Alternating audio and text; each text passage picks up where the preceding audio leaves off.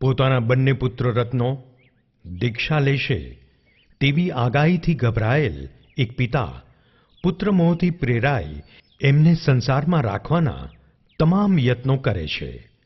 મોહ માયાથી બાંધે છે, ધર્મ વિશે અજાણ રાખે છે, સાધુ ધર્મ વિશે ભયંકર ડરામણી વાતો સંભળાવી સાધુઓને રાક્ષસ સમાન ચિતરે છે.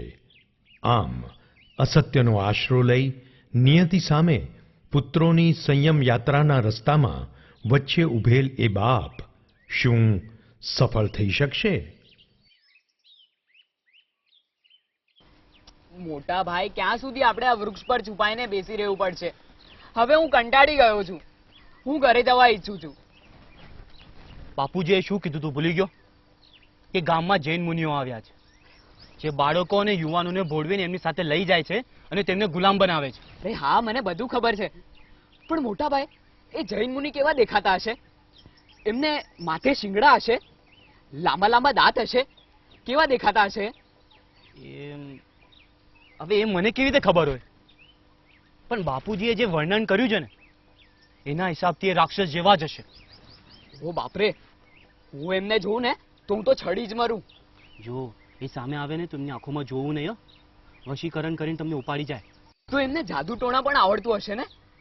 હા. પણ તમને આ બધું કોણે કીધું? બાપુજી, વળી બીજું કોણ કે? એટલે બાપુજીએ પણ જૈન મુનિઓને જોયા હશે ને? હા, જોયા તો હશે જ, એટલે તો આટલું બધું ખબર છે.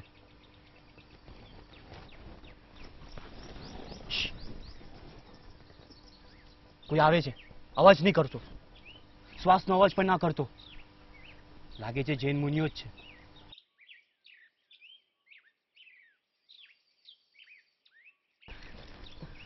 હું મારી આંખ જ બંધ કરી લઈશ. મોટા ભાઈ, હા, જીની આંખ ખોલીને જોઉં તો ચાલે? ખબરદાર, એવો પ્રયત્ન પણ ના કરતો. ડરના મારે ચીજ પડી ગઈ ને તે લોકોને ખબર પડી જશે અને આપણો જીવ જતો રહેશે. એટલે ચૂપ, એકદમ ચૂપ રહેજે. એ લોકો નજીકમાં જ છે.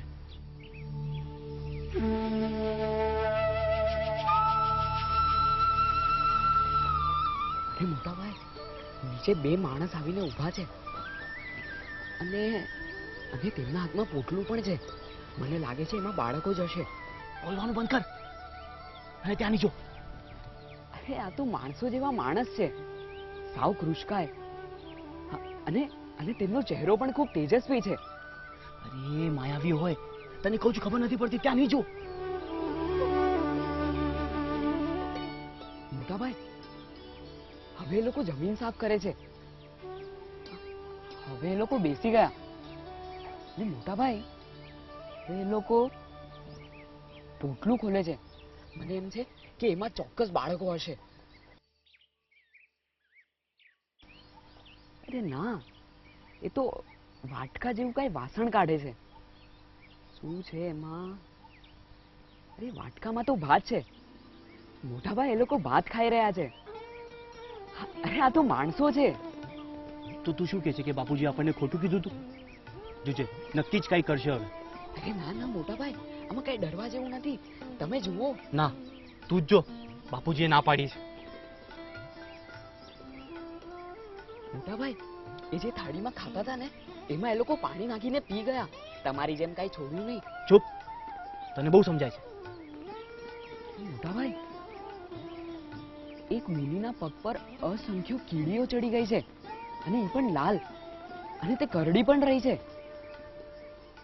તું એ ચીસાચીસ અને કુદાકુદ કરવો જોઈએ. જા જા, તું ખોટું બોલે છે. અરે ના, એ તો શાંત ચિત્તે એ કીડીને ઈજા ન પહોંચે ને તે મને હળવે હાથે જમીન પર મૂકી રહ્યો છે. જોજે, હવે કઈ કરશે. અરે ના ના, મારું એમ કેવું છે કે તમે એકવાર નીચે જોઈ તો જુઓ. ના, બાપુજીની વાત નહીં માનું તો મને પાપ લાગશે. અરે પણ બાપુજીએ જે પ્રમાણે વર્ણન કર્યું હતું તેમ નથી આ મુનિ. તો પછી જોવામાં શું વાંધો છે? ઠીક છે, તું કહે છે તો હું જોઉં છું. પણ જો કઈ અજુગતું થયું ને તેનો જવાબદાર તું હોઈશ. હા હા, વાંધો નહીં, તમે જુઓ.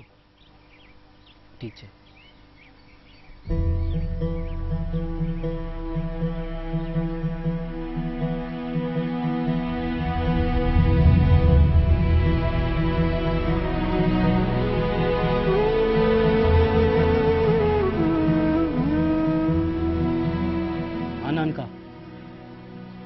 મને બધું જ દેખાય છે. આ જ છે જૈન મુનિઓ, જે એકદમ સંયમી જીવન જીવે છે. બાળકો શું, નાનકડા જીવની પણ હત્યા ના થાય એની કાળજી રાખે છે. પણ આ બધું તમને કઈ રીતે ખબર મોટા ભાઈ? આખો સામેનો અંધકાર દૂર થઈ ગયો છે. બાપુજીએ આપણને જુઠ્ઠું કીધું હતું. ગયા જન્મમાં આપણે પણ આ સાધુ જેવું જ જીવન જીવ્યા છે. યાદ કર નાનકા. હા મોટા ભાઈ, મને બધું જ દેખાય છે. બાપુજીએ આપણને ખોટા માર્ગે દોર્યા, પણ મને સમજાઈ ગયું કે એમાં પણ એમનો આપણા પ્રત્યેનો પ્રેમ જ હશે. હા નાનકા, ચલ નીચે ઉતરી, કેમ કે પરમ સત્ય તો નીચે જ છે. તો ચાલો મિથ્યા વિચારની ઊંચાઈથી આત્માની ઊંડાઈ તરફ ચાલીએ.